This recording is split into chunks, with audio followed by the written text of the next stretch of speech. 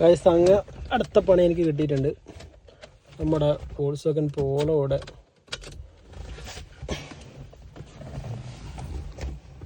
എൻ്റെ വോൾസ്വാഗൻ പോളോയുടെ 2 power window വർക്കാവുന്നില്ല ഗൈസ്. ഓളാണുള്ളത്. സൗണ്ട് കേൾക്കാൻ ഞാൻ നിൽക്കുന്നത്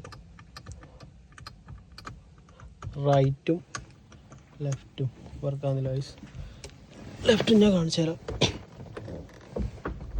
ഇതാ ഒരു സൗണ്ട് മാത്രം കേൾക്കുള്ളില്ല. അപ്പോൾ ഇതെങ്ങനെ ശരിയാക്കാമെന്നാണ് ഇന്നത്തെ വീഡിയോയിൽ. ഇന്നത്തെ നമ്മളെ വീഡിയോ അതിന് വേണ്ടിയിട്ട് ഈ ടൂളാണ്. ഇത് സാധാ സ്ക്രൂ ഡ്രൈവർ അല്ല, ഇത് ഫ്ലവർ സ്ക്രൂ ഡ്രൈവറാണ്. ഇതിൻ്റെ സൈസ് ഇതാ T25 ആണ്.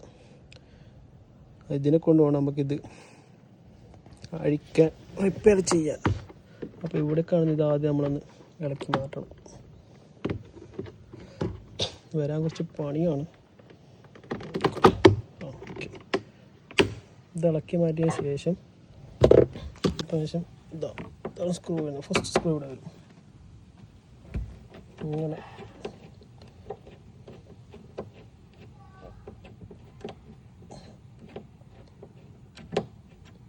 തിരിക്കുക. സെക്കൻഡ് സ്ക്രൂ ഇവിടെ വരും. ഇതാണ് സെക്കൻഡ് സ്ക്രൂ.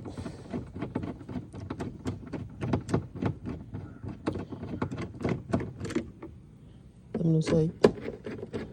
ഫസ്റ്റ് സ്ക്രൂ ലൂസായി.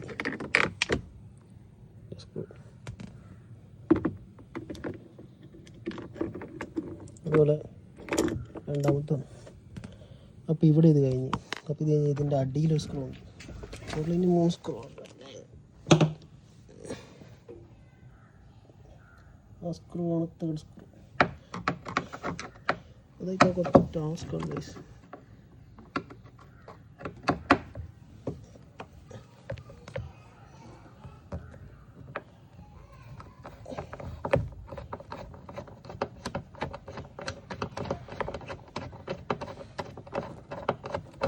ഇതാണ് നമ്മൾ പോളോയിലെ 3ാമത്തെ സ്ക്രൂ.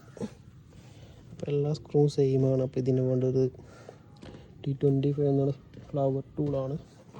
ഇനി നമുക്കിതൊന്ന് ഇളക്കി മാറ്റാം.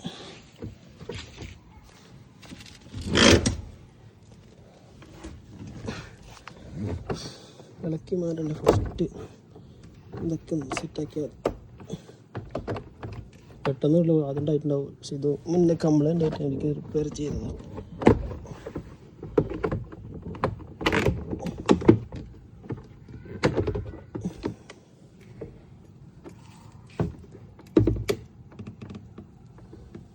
ഇതാണ് നമ്മളെ പോളോൻ്റെ പവർ വിൻഡോൻ്റെ ഉൾഭാഗം. ഇത് നമ്മളെ മോട്ടർ, സ്പീക്കേഴ്സ്, പിന്നെ സ്വിച്ച് കാര്യങ്ങളൊക്കെയാണ്. അപ്പോൾ ഇതാണ് ഗൈസ് പോളോയുടെ പവർ വിൻഡോ ഉൾഭാഗം. ഇതൊരു കാണത്തോട് കണ്ടു. ഇതാണ് നമുക്കിന്ന് അഴിക്കാനുള്ളത്. അപ്പോൾ ഇതഴിക്കാനും നമുക്ക് ടൂൾ ധാരാളം.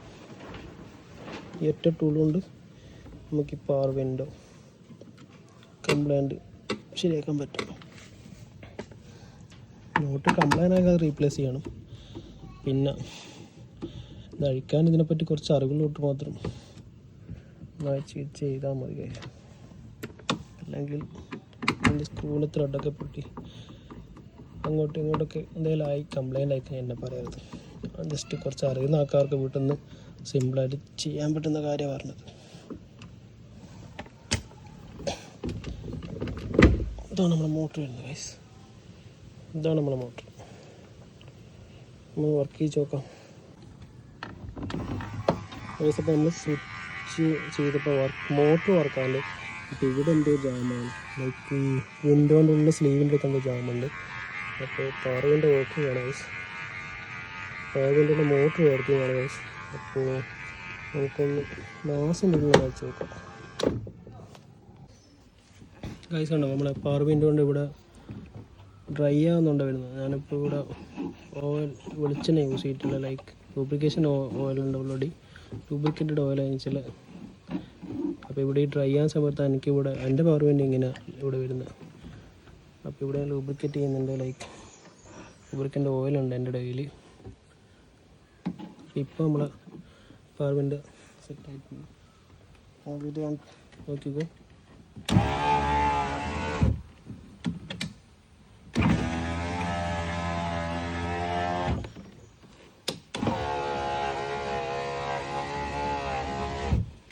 അപ്പോൾ നമ്മളിവിടെ ലൂബ്രിക്കേഷൻ ടൈറ്റാണെന്നുകൊണ്ട് വരുന്നത് അത് കാണുന്ന ഇവിടെ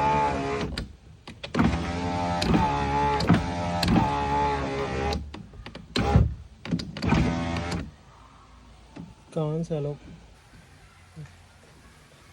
ട്രൈ ആകുമ്പോൾ ലൈക്ക് ടൈറ്റ് ആകുമ്പോൾ വരുന്നത് ലൈക്ക് ഇവിടെ ലൂബ്രിക്കേഷൻ ചെയ്ത് കഴിഞ്ഞാൽ നമുക്ക് കുറേ കാലം നിൽക്കും. ചിലത് മോട്ടോ കൊണ്ട് കംപ്ലൈൻ്റ് പക്ഷെ നമ്മൾ ചെക്ക് ചെയ്യുന്ന നല്ലതാണ്. അപ്പോൾ എനിക്കിതിനെപ്പറ്റി അറിയുന്നത് കൊണ്ട് യൂട്യൂബിലൊക്കെ നോക്കിക്കൊണ്ടാണ് ഇപ്പോൾ പിടിച്ചത് മനസ്സിലാക്കിയത്. അപ്പോൾ ഇവിടെ ലൂബ്രിക്കേഷൻ ഇല്ലാത്തതുകൊണ്ടാണ് എൻ്റെ ഇതിനിങ്ങനെ കുറേ പണി കിട്ടിയത്. എൻ്റെ പവറിൻ്റെ സെറ്റായിട്ടുണ്ട് ഗൈസ്. അപ്പോൾ ഇത്രയേ ഉള്ളൂ. അപ്പോൾ ഇവിടെ നമ്മൾ ഈ കാണുന്ന ഇവിടെ ഡ്രൈ ആകുമ്പോഴാണ് ഇവിടെ പവർ വിൻഡ് സ്റ്റക്കാകുന്നത്. അപ്പോൾ അവിടെ ഓയിലോ ഗ്രീസ് വെച്ച് നമുക്ക് സെറ്റാക്കുന്നേ ഉള്ളൂ.